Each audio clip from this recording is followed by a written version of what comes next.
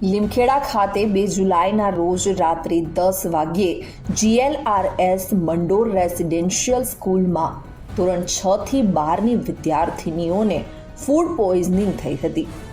માહિતી મળતા જ વહીવટી તંત્ર અને મેડિકલ ટીમે તાત્કાલિક કાર્યવાહી હાથ ધરી અને 5 એમ્બ્યુલન્સ દ્વારા અસરગ્રસ્ત વિદ્યાર્થિનીઓને લીમખેડા અને પીપલોદના CHCમાં સારવાર માટે ખસેડવામાં આવી હતી।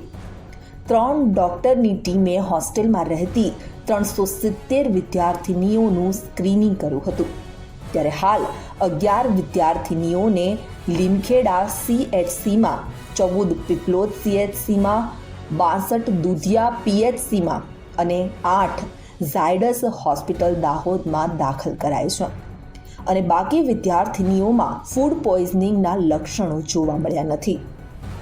ત્યારે કલેક્ટર યોગેશ નિરગુડે ઘટના સ્થળની મુલાકાતે પહોંચ્યા હતા। વહીવટી અધિકારીઓનું સંકલન કરી સતત મોનિટરિંગ અને જરૂરી સૂચનો પણ આપ્યા હતા। લીમખેડાના પ્રાંત અધિકારી, મામલતદાર અને પોલીસ ટીમ સ્થળ પર પહોંચી સારવારની માહિતી મેળવી અને ત્વરિત કાર્યવાહી કરી હતી। કલેક્ટરે Limkheda model school, CHC Limkheda, Dudhiya, પીપલોદની મુલાકાત લઈ વિદ્યાર્થિનીઓ સાથે સંવાદ કર્યો અને વહીવટી તંત્રને જરૂરી કામગીરીના આદેશ આપ્યા હતા।